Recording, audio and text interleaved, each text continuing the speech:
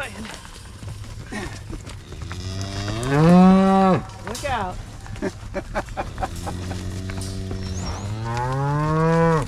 Yes, boys. Keep going, boys. Woohoo! Rodeo.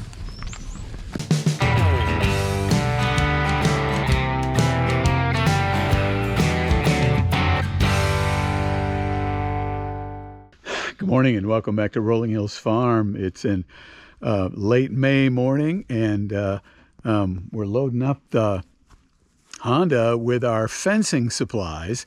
It's time to get the fence after a long winter ready for the cows. And you can see we're loaded up with all kinds of things, chainsaws and fuel and buckets full of all the supplies you need to fix fence. Typically that means new insulators, because over the winter we break a lot of insulators, but you never know what you're going to need.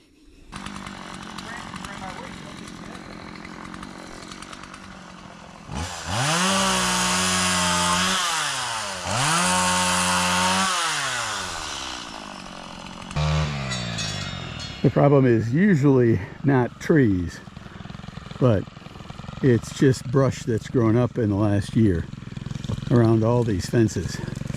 And that's where John's little handheld brush cutter really comes in handy. There's no good way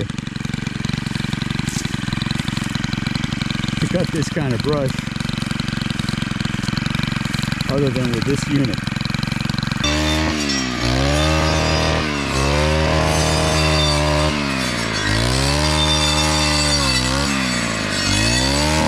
So the unit John is using is this steel FS91. It's a few years old. That was the price back then. I'm not sure what they're worth now, but it runs the same mixed fuel that the chainsaw runs.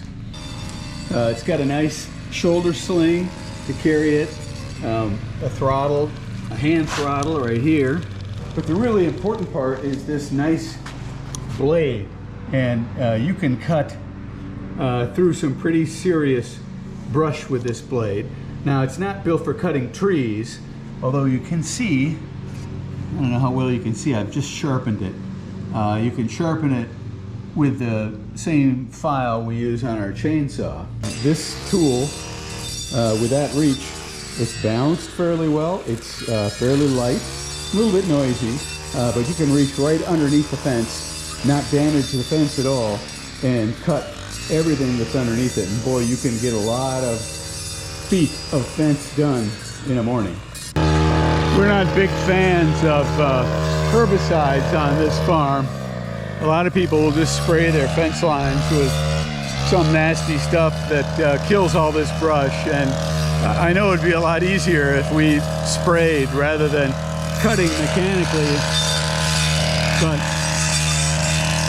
you know, we just stay on it one section at a time, and eventually, or over the course of the summer, and we do some of it in the winter, we'll get all these fence lines cleared up so they carry electricity.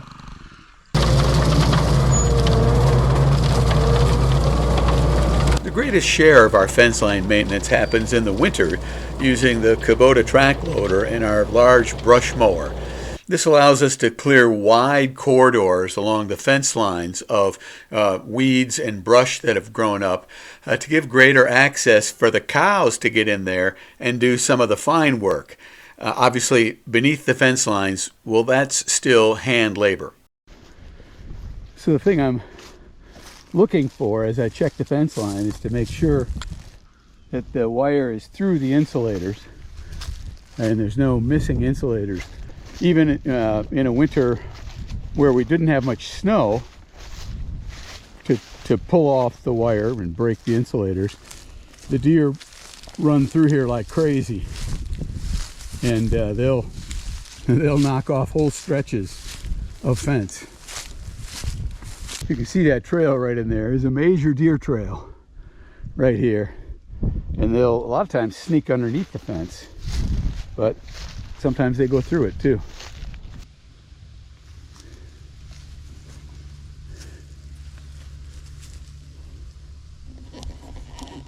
Well, that's kind of an ominous sign. Look out. Got some on the other side.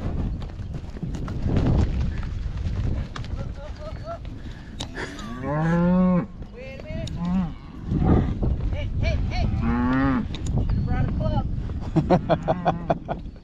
Ryan. Look out.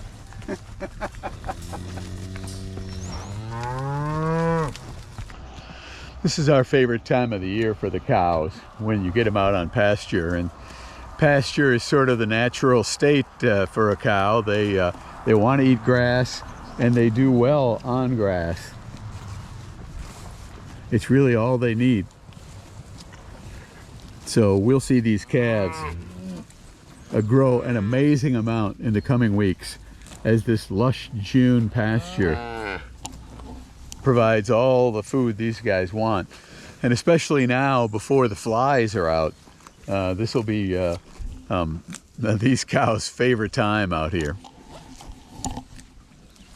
Typically we turn them into this pasture. We've got 2 paddocks right here that are an old hay field, and the grass itself just hasn't grown very well. Whereas this old traditional pasture with its wide variety of species is up much higher. So we're going to skip the close paddocks and get right out into the main pasture. In less than 2 days, that first section of grass was virtually gone.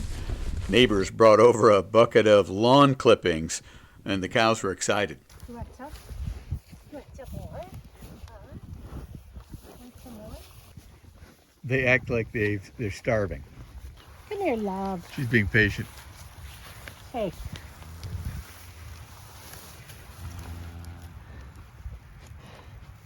Come here. Oh. Well, I'm trying to feed you. Who are you? Number 9.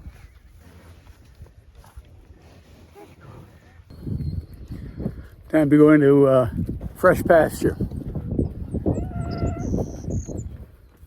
Come on, you guys.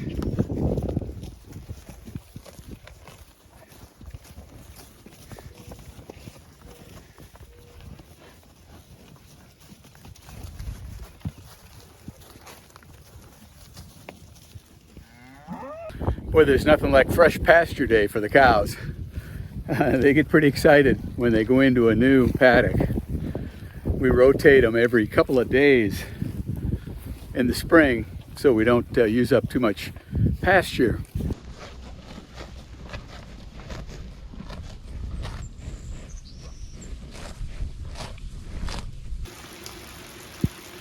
Well, finally, we've got some decent rain falling. Might be a little bit hard to see here, but we've had about a ½ an inch already. And the forecast is calling for this rain to continue all morning. Not enough really to make puddles yet, but this is going to help the hayfield. Well, you can see the cows have been out here, a lot of foot traffic, and grazing this grass. And they've been starting to work this rye. I'm a little surprised they haven't taken it down more quickly. A lot of this rye is still standing, but they've only been in this pasture for a couple of days, so they'll likely graze down this rye and the grass that's in it, and the surrounding grasslands a lot more in the next few days. Typically this time of year, this creek is 3 feet across. It's a little side branch of our main creek, and the cows can get water from here so they don't have to go back to the farm twice a day.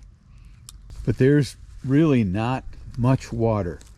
There's one little patch right here, one little spot that you can't even see a current, but there must be some kind of a current as it enters these culverts.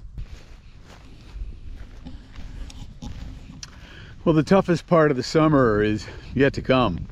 We haven't really hit the dry months yet, and it's clear that we have not gotten enough rain yet. The oat crop is short, the pasture grass is short, and the hay fields are short for this time of year. There's plenty of time to turn things around, but right now I would say we're shaping up to have another drought. The drought forecast is for dry weather between now and August, which is our high moisture season. So that's a real concern. We're lucky in that we've got surplus hay, but it's something we're going to have to keep an eye on. I don't think it'll result in herd reductions around here because there's a lot of hay in the country, but it'll be a negative factor, and hopefully it'll stay confined to just this area as other parts of the country get rain. And but we'll have to see. Thanks for watching. Up next, well, we need to take a closer look at hay supplies and get a sense of what this hay season is going to be like as we start preparing. We'll be back with that. We'll see you then.